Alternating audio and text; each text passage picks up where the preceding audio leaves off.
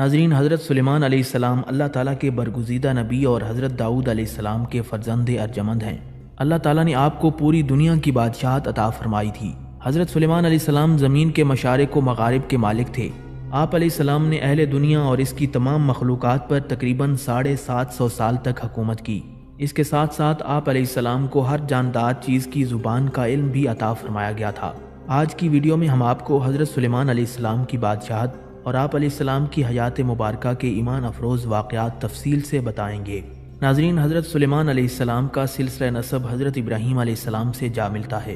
آپ علیہ السلام کے والد ماجد حضرت داؤد علیہ السلام اللہ تعالیٰ کے ایک برگزیدہ نبی اور رسول تھے۔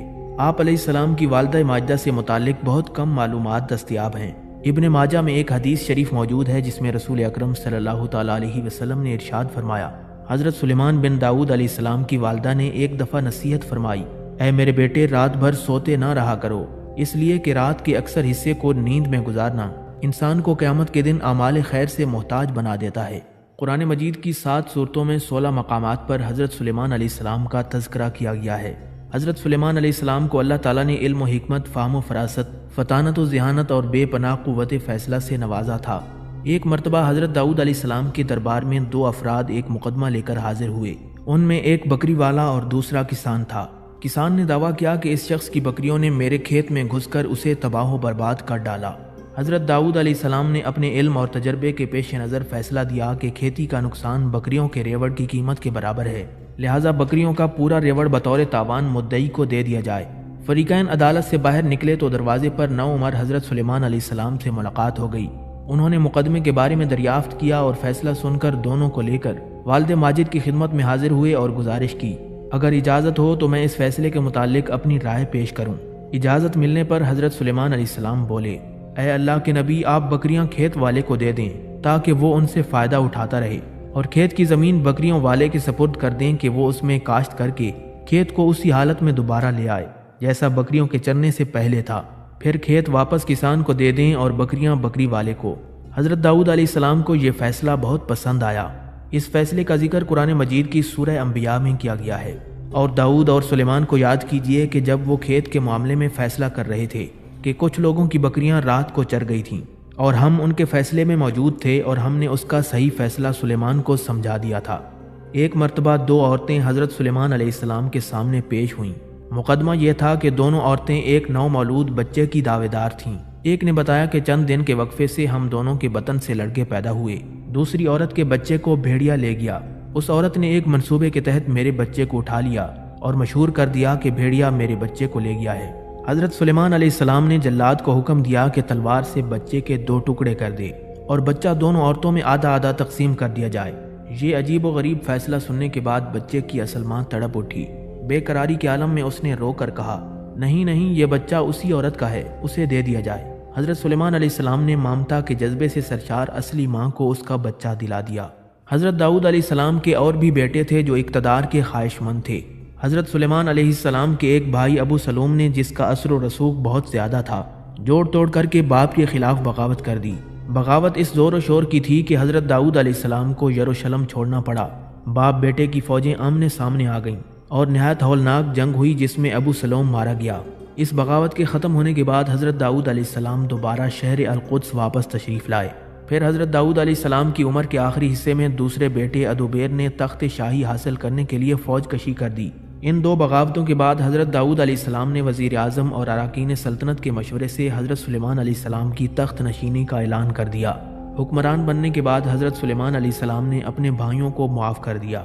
حضرت سلیمان علیہ السلام نے دعا مانگی، اے میرے پروردگار، میری مغفرت فرما اور مجھے ایسی بادشاہی عطا کر جو میرے بعد کسی کو بھی میسر نہ ہو، بے شک تو بڑا عطا فرمانے والا ہے۔ حضرت سلیمان علیہ السلام کی یہ دعا اللہ کے دین کے غلبے کے لیے تھی، چنانچہ اللہ تبارک و تعالی نے دعا قبول فرمائی اور انہیں عظیم الشان حکومت عطا فرمائی۔ آپ علیہ السلام پوری دنیا کے بادشاہ بن گئے۔ دنیا کی ہر شے آپ کی مطیع اور فرما بردار ہو گئی۔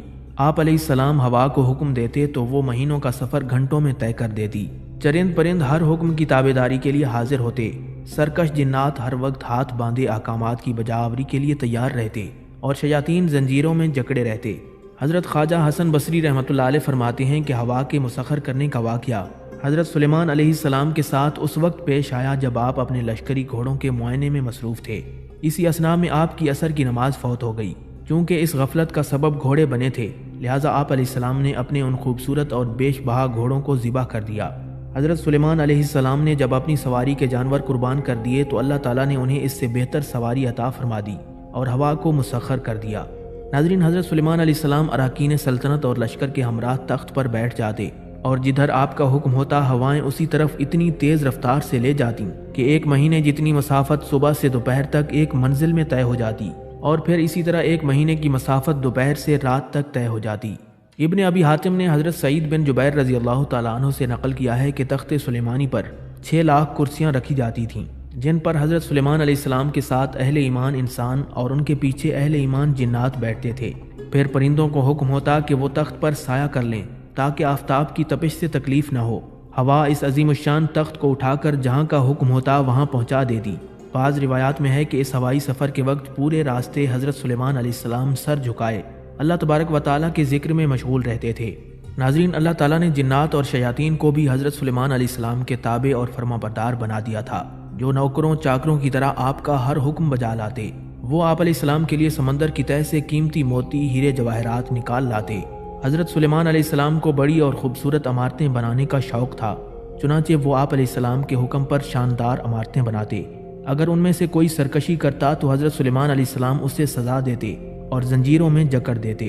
قرآن کریم کی سورہ انبیاء میں ارشاد ہے، ہم نے بہت سے شیاطین بھی ان کے تابع کیے تھے جو ان کے فرمان سے غوطے لگاتے تھے، اور اس کے سوا بھی بہت سے کام کرتے تھے، اور ان کے نگہبان ہم ہی تھے۔ ناظرین، جنات میں بھی 2 طرح کے جنات تھے۔ ایک تو اہل ایمان تھے جو اپنے نبی کا ہر حکم مذہبی فریضہ سمجھ کر پورا کرتے، لیکن جو جن کافر تھے انہیں شیاطین کہا گیا۔ وہ اپنے کفر اور سرکشی کے باوجود حضرت سلیمان علیہ السلام کے تابع فرمان تو رہتے، لیکن ان سے نقصان کا بھی اندیشہ تھا، اس لیے اللہ تبارک و تعالیٰ نے حضرت سلیمان علیہ السلام کی ان سے حفاظت فرمائی۔ قرآن مجید کی سورہ سبا میں ارشاد باری تعالیٰ ہے، جو کوئی ان میں سے ہمارے حکم سے پھرے گا اس کو ہم آگ کا مزہ چکھائیں گے۔ مفسرین فرماتے ہیں کہ اللہ تعالیٰ نے ایک فرشتہ مقرر فرما دیا تھا جس کے ہاتھ میں آگ کا عصا ہوتا۔ جو جن حضرت سلیمان علیہ السلام کے حکم کی نافرمانی کرتا تو فرشتہ اسے اور مجھے تو ان کا ولاگ بہت پسند آیا۔ تو مجھے اسلامک اسٹوریز بھی اچھی لگتی ہیں، لیکن مجھے اسٹرالوجی تو بہت ہی زیادہ اچھی لگتی ہیں۔ تو میں نے تو آپ کے ساتھ بھی ولاگ شیئر کیا ہے، تو امید ہے آپ کو بھی یہ ولاگ پسند آئے گا، اور اگر جس کو پسند آئے تو وہ مجھے لائک کرے، شیئر کرے، سبسکرائب کرے، تاکہ میرے آنے والی ہر ویڈیو آپ تک پہنچے۔ تو اگر آپ کو ایسے کی ویڈیوز اور چاہیے تو آپ ہمیں بتائیں، آپ ہمیں کمنٹ میں ضرور بتائیں، ہم آپ کو اس طرح کی ویڈیو، اگر آپ کو اسلامک ویڈیوز چاہیے تو ہم آپ کو اس طرح کی اسلامک ویڈیوز دیں گے۔ تو please don't forget like, share, subscribe and comment. تو بیل آئیکن کے بٹن کو پریس کرنا مت بھولیے گا۔ اور آپ بتائیں آپ کی رائے کا اظہار کیا ہے، آپ کو کس طرح کا ان کا ولاگ اچھا لگتا ہے۔ اگر ہیرا آپ دیکھتے ہیں، آپ کے ولاگ تو بہت ہی زیادہ